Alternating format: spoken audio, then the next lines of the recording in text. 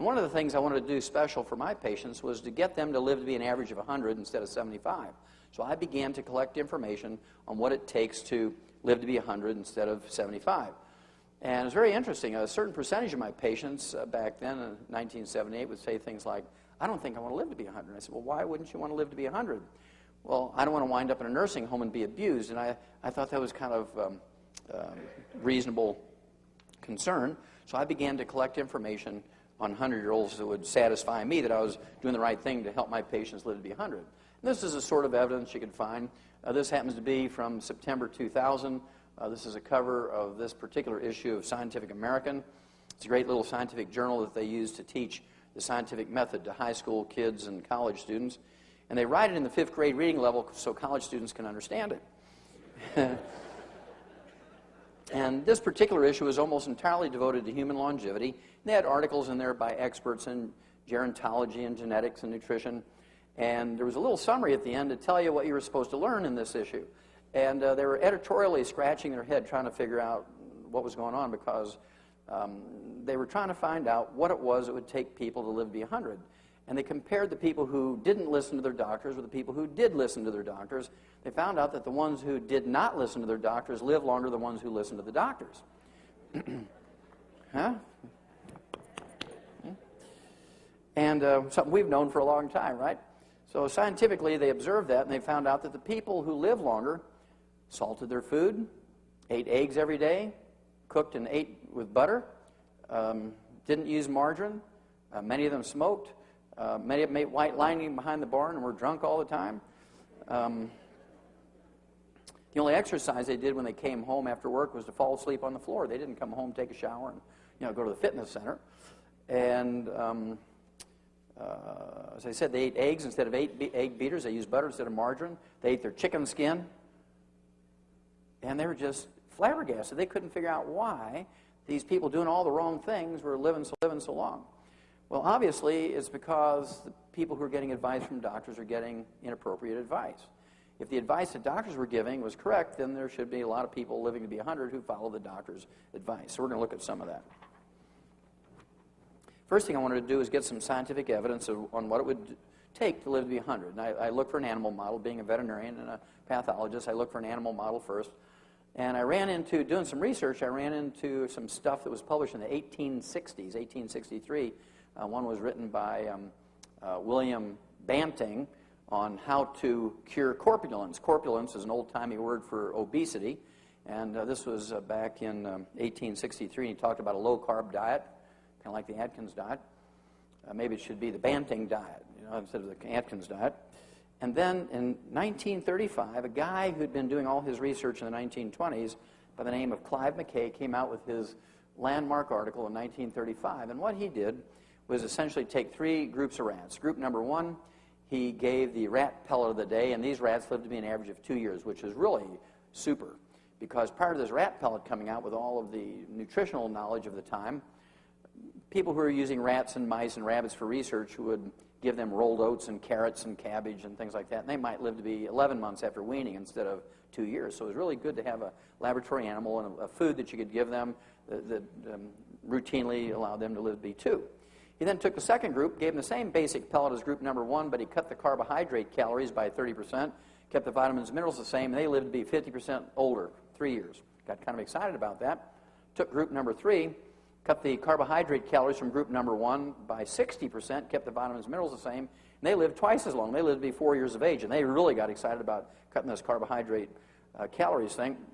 But it wasn't just that. When they redid the studies with spiders and beetles and worms and pigeons and all kinds of animals, they found out that it was the density of the vitamins and minerals per remaining carbohydrate calorie. That was the basic reason, because he had always kept the vitamins and minerals the same when he dropped the calories. He didn't just drop the percentage of food, he dropped only the carbohydrate calories, keeping everything else the same. So in group number 3, there was like 3 times more vitamins and minerals per carbohydrate calorie than there was in group number 1. Now that I had an animal model and had some idea what to do, I began to look for a human model, and I ran into a guy by the name of Art Linkletter. How many of you heard of Art Linkletter? Okay, great guy. He was funny. I put he and Jack Benny and Red Skelton and Milton Berle all in the same group. They could tell funny stories without saying dirty words and things, and great family comedians. And Art Linkletter wanted to live to be 100. And he wanted to live to be 100 because he read this book. It was a Pulitzer Prize-winning book published in 1933 called Lost Horizon. It was written by James Hilton. And in this book, Lost Horizon, James Hilton coined the term Shangri-La. How many of you have heard of Shangri-La? Okay, well, that's where that came from, that book. And Art Linkletter got real excited about living to be 100. Well, the book was actually written about a people called the Hunza. How many of you heard of the Hunzas? Okay, well, the Hunzas come from northeast of Pakistan, and they're a third world country, obviously, and Art Linkletter hired an eye doctor by the name of Alan Bannock, Dr. Alan Bannock, and this eye doctor was kind of an amateur farmer, and Art Linkletter funded him to go there for 6 months during the growing season and find out what their secret was to live to be 100. And it was very obvious from reading the book that Alan Bannock had not read Clive McKay's material on his rats. And he was just making lots of observations, didn't give his opinion what was important, but he was a very good observer. And one of the things he found out, these people were third world country. They had no electricity, no indoor plumbing, no hospitals, no pharmacies, no clinics, no doctors. They just used home remedies like herbs and massage therapy and that sort of thing. And yet they were the healthiest and longest lived people on earth. They came from a little mountain range, a little known mountain range by the name of the Karakoram Mountains, about 800 miles east of the Himalayas. Oftentimes people say they're from the Himalayas, but they're from the Karakoram Mountains. And one of the things Dr. Bannock observed was that they would irrigate with water that was kind of gray and opaque. It had lots of silt in it from the glacier grinding up the mountain rocks. And they would irrigate with this glacial water full of this rock silt, this finely ground up rock silt, about the same particle size as talc. And it contained over 60 minerals. And they would irrigate with this. And as the water percolated down into their fields and their gardens, it left a ½ inch to 1 inch of this gray silt on top of the soil. And before it dried, they would run out with their hoes and rakes, and they would hoe and rake this silt down into the soil before it blew away. Now, these people lived at the 19,500-foot level.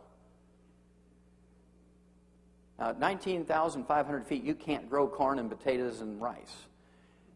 Okay? They could grow wheat and rye and barley, but because of the very short growing season, their yields were very, very tiny. Their only carbohydrate they ate during the day, was a little tortilla, 1 tortilla a day. Little round flatbread. That was it. No other carbohydrate. The majority of their food was goat and lamb and mutton and camel and things like yak and rabbits, and they'd get some wild sheep and goats in the area. They'd eat chickens and eggs.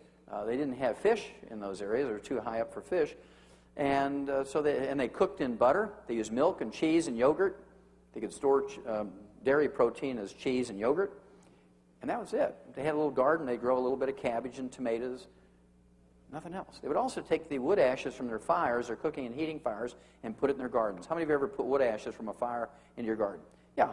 This is a very old European and Asian custom, and somehow somebody learned that by putting the wood ashes from your fires into your gardens, it increases the yields and makes the food taste better and so forth. Well, it turns out the wood ashes are the minerals that are left when you burn away the carbon in the wood.